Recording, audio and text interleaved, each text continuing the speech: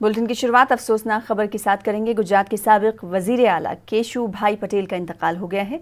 वो 92 बरस के थे। सांस लेने में तकलीफ के बाद इन्हें अस्पताल में दाखिल कराया गया था।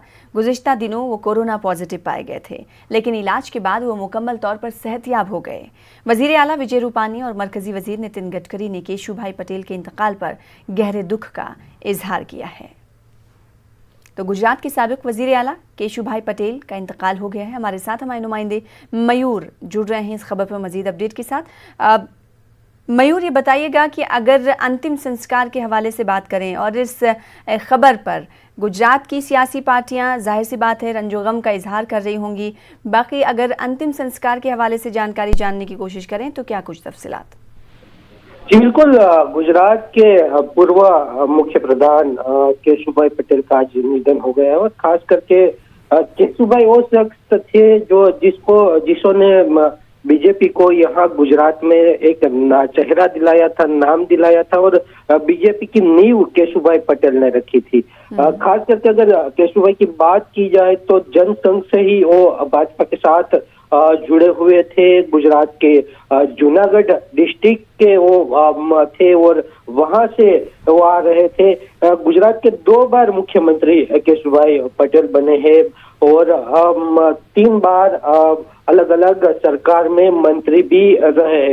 बाबूभाई जसूभाई पटेल की सरकार में वो कृषि मंत्री की बतौर जिम्मेदारी उन्होंने निभाई है। उसके बाद चिमनभाई पटेल की सरकार में भी वो मंत्री रह चुके हैं।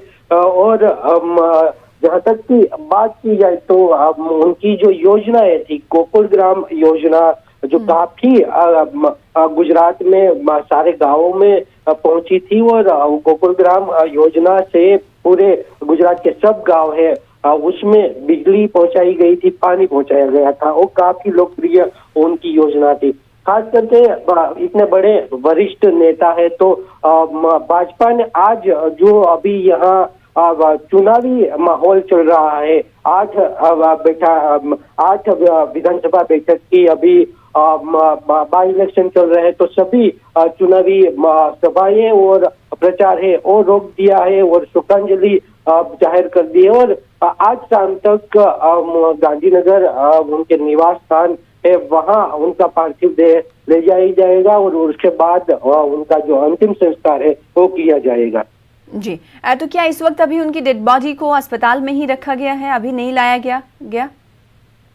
नहीं, अभी केशुभाई पटेल का पार्थिव देह है वो अस्पताल ने उनके परिवार को दे दिया है। अब परिवार उनका जो पार्थिव देह है वो गांधीनगर उनके निवास स्थान ले जाया जाएगा। वहाँ सभी लोगों के दर्शन के लिए पार्थिव देह रखा जाएगा और उसके बाद शाम को जो अंतिम विधि है वो की जाएगी। जी, जिस तरीके से मयूर आपने कहा कि एक सियासी कद काफ़ी ऊंचा था, बीजेपी की एक तरह से गुजरात में उन्होंने नींव रखी, ऐसे में क्या बीजेपी ने किसी तरह के राजकीय शोक का ऐलान अभी तक किया या फिर करने वाली है पार्टी? कुछ इस तरह की खबरें सूत्र बता रहे हैं।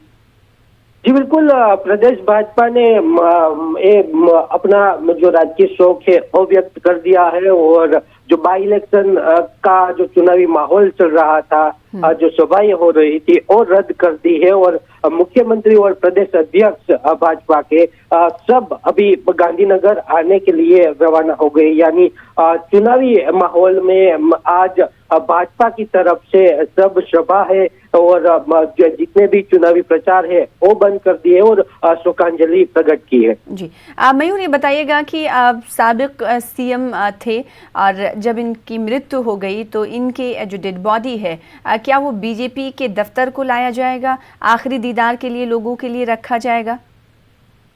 जी बिल्कुल, केशुभाई पटेल पूर्व मुख्यमंत्री है तो बतौर प्रोटोकॉल उनको गांधीनगर में निवास स्थान सरकारी आवास दिया गया और उनके सरकारी जो आवास है वहां ही उनका जो पार्थिव देह है, उनकी डेड बॉडी है वो ले जाई जाएगी और वहां ही सब उनके सब शुभचिंतक है वो उनके पार्थिव देह का दर्शन कर सकेंगे। अगर केशुभाई की बात की जाए तो नरेंद्र मोदी अभी केशुभाई को काफी सम्मान से देखते थे और उनको अपना जो गुरु है वो मानते थे।